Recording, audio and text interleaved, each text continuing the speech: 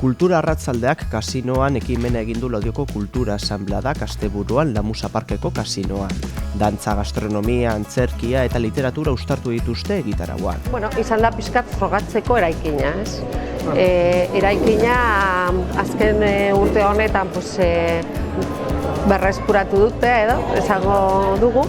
Eta momentu honetan pentsatu behar duguna da zertarako nahi dugun herritarrok kasino espazio hau. Ideia sortu da Kultura Asanbladatik. Kultura Asanblada dago pertsonez eta kultura taldeen artean egindako asanblada bada, eta bertan elkartzen gara pizkat ikusteko etorkizunean zer nahi dugun Laudio herrian gertatzea kulturari begira. Asanblada honetan, edonork parte dezake, horretan gaude pixka bat laborategi gisa, sortzea arratsalde desberdinetan ekintzak, ikusteko ea funtzionatzen duten espazio horretan ala ez. Kultur Kongresuaren barruan prestatu dute ekimena.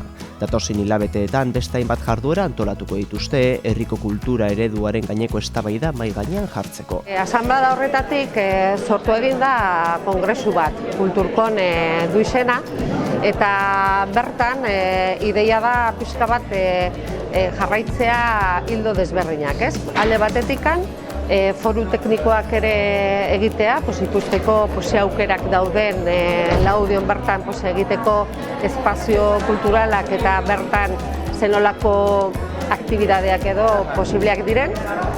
Gero lan foroak ere, batez ere herritarrak parte hartzeko jakiteko zeintzuk diren nahiak, eta ikusteko etorkizunean zenolako herri eredua nahi dugun.